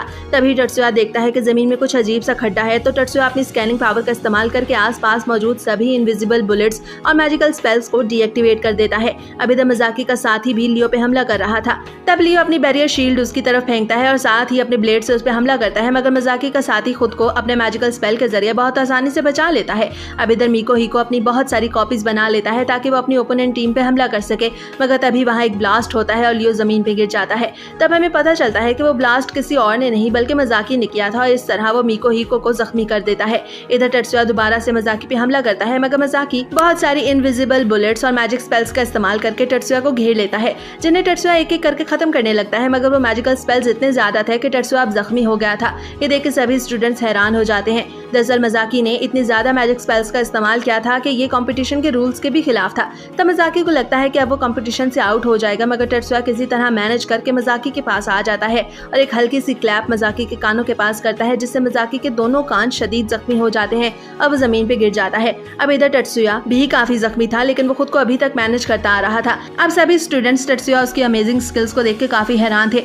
तब टेत्सुया मजाकी के साथी को हराने के बारे में सोचता है और जमीन से बहुत सारे पत्थरों को हवा में बुलंद करता है। तब मजाकी का साथी खुद को बचाने के लिए उड़ने लगता है, मगर तभी उसे जमीन में से एक पौधा पकड़ लेता है और ऊपर से एक थंडर स्ट्राइक करके उसको जमीन पे पे गिरा देती है, जिसका मतलब था कि टत्सुया ने उसके भागने के लिए कोई भी ऑप्शन नहीं छोड़ा था। अब मजाकी का साथी दोबारा से खड़ा हो जाता है तो वो मिको हिको पे एक बहुत बड़ा मर्ड अटैक करता है, लेकिन मिको हिको फौरन से एक प्रोटेक्शन शील्ड अपने आगे कर लेता है और लियो अपने ब्लेड वेपन से हमला करके मजाकी के साथी को भी नॉकआउट कर देता है और इस तरह टत्सुया और उसकी टीम ये गेम जीत जाती है। अब स्टूडेंट कैंप के अंदर मायूमी टत्सुया की अमेजिंग पावर को देख के काफी हैरान थी। सभी स्टूडेंट्स काफी खुश थे कि बॉयज ने भी ये कंपटीशन जीत लिया, लेकिन उनमें सबसे ज्यादा मायूको खुश थी क्योंकि उसे अपने भाई को जीतता हुआ देख के गर्व महसूस हो रहा था। अब इधर वो अननोन ग्रुप टत्सुया की मुसलसल जीत से परेशान था, इसलिए वो फैसला करते हैं कि अब वो टत्सुया और उसके साथियों को हमेशा के लिए खत्म कर देंगे ताकि वो अपने प्लान को कामयाब कर सके। अब इधर अगली गेम में जब टत्सुया की स्कूल की लड़कियां अपने मैजिक को एक्टिवेट करने लगती हैं तो वो ऐसा नहीं कर पाती और उनमें से एक लड़की जमीन पे आके गिर जाती है, जिससे माजुकी टत्सुया को कॉल करती है और उसे बताती है कि जरूर उनकी कैट डिवाइसेस में कोई वायरस आ गया है। तब टत्सुया मायूको की कैट डिवाइस को चेक करवाने के लिए एक ऑफिसर के पास लेके जाता है तो वो ऑफिसर उसके साथ खराबी करने की कोशिश करता है, जिसपे टत्सुया उसे पकड़ लेता है, उसे मार के पूछता है कि आखिर उसकी इंटेंशन क्या है, जिस पर वो ऑफिसर अपना मुंह नहीं खोलता तो टत्सुया को और गुस्सा आ जाता है और वो उसे और मारने लगता है। मगर तभी वहां पर वो बगैर आंखों वाला बूढ़ा आ जाता है और टत्सुया को बताता है कि उसकी डिवाइस में एक बहुत ही खतरनाक वायरस इंस्टॉल किया गया है, इसलिए मायूको को अब उस डिवाइस के बजाय कोई और कैट डिवाइस इस्तेमाल करनी चाहिए। अब इसके बाद अगले राउंड में मायूको अपनी टीममेट्स के साथ दोबारा से आसमान की तरफ जाती है तो वो देखती है कि स्कोर बोर्ड पे वो थोड़े से स्कोर के साथ लीड कर रही है। तब वो टत्सुया से अपनी कैट डिवाइस पे फ्लाइंग डिवाइस पर इस्तेमाल करने की परमिशन मांगती है तो टत्सुया उसे मना नहीं करता और इजाजत दे देता है, जिससे मायूको अब सभी लड़कियों से ज्यादा ऊपर की तरफ जाती है और वो बहुत आसानी से सभी लाइट्स को तोड़ रही थी। अब ये देख के सभी स्टूडेंट्स काफी हैरान थे और इस तरह मायूको का नाम स्कोर बोर्ड पे एक ह्यूज गैप के साथ सबसे आगे था। ये देख के टत्सुया को मायूको के लिए बहुत अच्छा लगता है।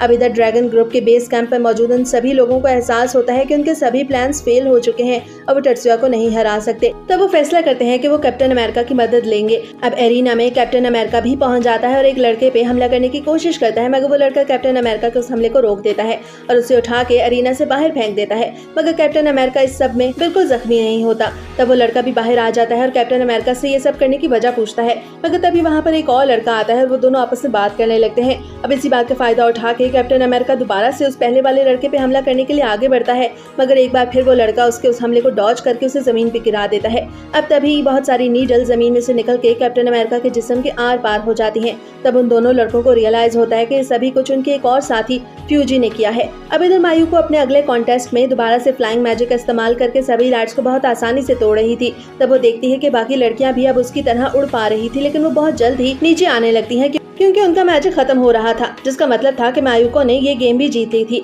अब हम देखते हैं कि पार्किंग लॉट में कौंसल टीचर टत्सुया से मिलने आती है और उसे ड्रैगन ग्रुप का सारा डाटा ट्रांसफर कर देती है। और जब वो चली जाती है तो टत्सुया एक गाड़ी में आके बैठ जाता है और वो गाड़ी किसी और की नहीं बल्कि फ्यूजी की थी। अब सीन चेंज होता है और हम दोबारा से उस बगैर आंखों वाले बूढ़े को देखते हैं जो नेवल ऑफिसर से टत्सुया को अपने साथ शामिल होने के बारे में बात कर रहा था। उसे बताता है कि यत्सुबा फैमिली जापान की सबसे ताकतवर फैमिली है और अगर टत्सुया उनके साथ जुड़ा रहा तो वो 10 मास्टर क्लेन्स में सबसे ऊपर आ जाएंगे। और उस बूढ़े आदमी ने ही टत्सुया की आंट और मम्मी को भी बचपन में ट्रेन किया था और अब वो टत्सुया की अमेजिंग पावर को देखते हुए उसे भी ट्रेन करना चाहता है। अब इधर टत्सुया फ्यूजी के साथ उस सीक्रेट हाइड आउट पे पहुंच गया था जहाँ पे ड्रैगन ग्रुप के मेंबर्स इस वक्त भी मीटिंग कर रहे थे। वो बात कर रहे थे कि वो कैसे टत्सुया से पीछा छुड़ा सकते हैं क्योंकि टत्सुया ने उन्हें बहुत तंग कर रखा था। तभी उनमें से एक मेंबर को अचानक से गोली लगती है और वो मर जाता है। अब सभी ये सोचने लगते हैं कि आखिर उनके मेंबर को किसने मारा। तब उनका एक और मेंबर भी मर जाता है। दरअसल ये सभी कुछ टत्सुया एक बिल्डिंग पे खड़े होकर कर रहा था, मगर ड्रैगन ग्रुप के मेंबर्स को समझ नहीं आ रही थी कि आखिर ये सभी कुछ किधर से हो रहा है। अब तभी टत्सुया ने फोन करके बताता है कि उनके मरने का वक्त करीब आ गया है। अब ये सुनकर सभी मेंबर्स डर जाते हैं, लेकिन उन्हें अभी भी नहीं पता चल रहा था कि आखिर उन पे गोलियां कहां से चल रही हैं। तभी टत्सुया एक एक करके उन सभी मेंबर्स को मारने लगता है तो पास खड़ा एक मेंबर टत्सुया को देख लेता है और ग्रुप के मेंबर को टत्सुया के बारे में बताता है। तो जब वो ग्रुप का मेंबर अपनी गन को टत्सुया पे पॉइंट करता है तो वो देखता है कि टत्सुया स्माइल कर रहा है, लेकिन इससे पहले कि वो टत्सुया को मारता टत्सुया उसे ही मार देता है। अब टत्सुया एक और मेंबर से उसके बॉस के बारे में पूछता है, जिसपे वो मेंबर उससे माफी मांगता है, मगर टत्सुया से बताता है कि अगर उसने अपने बॉस का नाम ना बताया तो वो उसे भी मार देगा। अब तब वो मेंबर अपने घुटनों पे बैठ जाता है, मगर उसके एक और साथी को टत्सुया मार देता है। अब ये देख के वो मेंबर फिर से डरने लगता है और उसे अपने बॉस का नाम रिचर्डसन बताता है, लेकिन बॉस का नाम सुनने के बाद भी टत्सुया एक और मेंबर को मार देता है। तब टेत्सुया उस आखिरी बच जाने वाले मेंबर को बताता है कि अब तुम लोग मेरे हाथ से नहीं बचोगे, क्योंकि तुम लोगों ने मेरी बहन पे हमला किया था और मुझे वो दुनिया में सबसे ज्यादा प्यारी है, इसलिए अब मैं तुम लोगों में से एक को भी जिंदा नहीं छोड़ूंगा। और ये कह के टेत्सुया उस आखिरी बच जाने वाले मेंबर को भी मार देता है। इसके बाद सीन चेंज होता है और हम देखते हैं कि टेत्सुया के टीममेट कुसैडो अब उस गेम के आखिरी दोनों राउंड्स को भी जीत चुका था और अब रात को होटल में टेत्सुया उसकी टीम इस विक्ट्री को एंजॉय कर रही थी। तभी टेत्सुया देखता है कि उसकी बहन मायुको मजाकी के साथ बात कर रही है। अब जब वो उन दोनों के पास जाता है तो मजाकी को पता चलता है कि मायुको टेत्सुया की बहन है, मगर टेत्सुया मजाकी को कुछ भी नहीं कहता और मायुको को मजाकी के साथ डांस करने की इजाजत भी दे देता है। तब कुसैडो टेत्सुया के पास आता है और उससे प्राइवेट में कुछ बात करने को कहता है। और जब वो दोनों होटल से बाहर चले जाते हैं तो कुसैडो टेत्सुया को 10 मास्टर क्लेन्स को ज्वाइन करने की ऑफर करता है, लेकिन टेत्सुया इस सब में इंटरेस्टेड नहीं था। तब कुसैडो से बोलता है कि उसे मायुमी से शादी कर लेनी चाहिए, मगर इसके लिए टेत्सुया नहीं मानता क्योंकि वो इतनी जल्दी शादी नहीं करना चाहता था। अब अगले दिन टेत्सुया लाइब्रेरी में कुछ रिसर्च कर रहा था, तभी वहाँ मायुको भी आ जाती है। तो टेत्सुया उसे बताता है कि वो फिलोसोफर स्टोन पे रिसर्च कर रहा है जो किसी भी चीज को मैजिक में बदल सकता है। तब मायुको उसे बताती है कि उसे स्टूडेंट काउंसिल के ऑफिस में बुलाया गया है। अब टेत्सुया जब वहाँ जाता है तो उसे स्टूडेंट काउंसिल का प्रेसिडेंट बताता है कि टेत्सुया को थीसिस कॉम्पिटिशन में पार्टिसिपेट करने के लिए जाना होगा, मगर टेत्सुया इस कॉम्पिटिशन में कुछ ज्यादा इंटरेस्टेड नहीं था। अब जब स्कूल ऑफ होने के बाद मायुको और टेत्सुया अपने घर में आते हैं तो उन्हें अपने घर में पहले से मौजूद एक लड़की मिलती है जिसका नाम सायूरी था। अब मायुको खाना बनाने चली जाती है तो टेत्सुया सायूरी से वहां आने का मकसद पूछता है, जिस पर सायूरी उसे बताती है कि वो चाहती है कि टेत्सुया हाई स्कूल को छोड़ के उसके हेडक्वार्टर को ज्वाइन कर ले, लेकिन टेत्सुया उसे बताता है कि वो अपनी बहन को अकेला नहीं छोड़ सकता। तो इस पर सायूरी उसे ऑफर करती है कि उसकी बहन का ख्याल एक और गार्डियन रख लेगा, मगर ये सब सुन के भी टेत्सुया नहीं मानता। तब सायूरी उसे फिलोसोफर स्टोन जैसा एक स्टोन दिखाती है और उससे पूछती है कि क्या वो उसका डुप्लीकेट बना सकता है, क्योंकि ये स्टोन किसी भी ऑब्जेक्ट को मैजिक मटेरियल में चेंज कर सकता है। अभी सुन के टेत्सुया खुश हो जाता है और वो स्टोन रख लेता है। इसके बाद वो मायुको के पास आता है और उसे बताता है कि कुछ देर के लिए वो बाहर जा रहा है। अब टेत्सुया अपनी बाइक को काफी तेजी से भगाते हुए जा रहा था, तभी वो देखता है कि दो गाड़ियां आपस में टकरा जाती हैं और उनमें से एक गाड़ी में से दो लोग बाहर निकलते हैं ताकि वो दूसरी गाड़ी में मौजूद उस शख्स से चोरी कर सके, मगर तभी टेत्सुया उन दोनों की गन्स को डिस्ट्रॉय कर देता है और उन्हें भी मार देता है। अब जब टेत्सुया आगे बढ़ने लगता है तो कोई अननोन स्ट्रेंजर टेत्सुया पे शूट कर देता है, मगर उसी वक्त वो हील हो जाता है। अब तभी वो देखता है कि उन दोनों मरे हुए बंदों की बॉडीज वापस गाड़ी में चली गई हैं और गाड़ी भी वहां से चली जाती है। तब टेत्सुया अपनी सेंसेस का इस्तेमाल करता है तो उसे पता चलता है कि उस पे हमला बहुत दूर से एक बिल्डिंग पे बैठे हुए शख्स ने किया था। अब टेत्सुया भी वहीं से उस बिल्डिंग पे बैठे हुए शख्स पे हमला करके उसे मार देता है। इसके बाद जब वो घर आता है तो वो मायुको को भी उस स्टोन के बारे में बताता है। वो कहता है कि उसे स्टोन को कॉपी करने के लिए हायर किया गया है ताकि वो ऐसे मैजिक रोबोट्स को क्रिएट कर सके जो वॉर्स में हिस्सा ले सके। अब क्या टेत्सुया जो हर तरह की मुश्किल से खुद को बचा लेता है और सभी गेम्स में अपनी पावरफुल स्किल्स के जरिए जीत जाता है और मैजिक रोबोट्स को बनाने के लिए फिलोसोफर स्टोन का रेप्लिकेट तैयार कर पाएगा, ये जानने के लिए एनिमे का अगला पार्ट देखिए।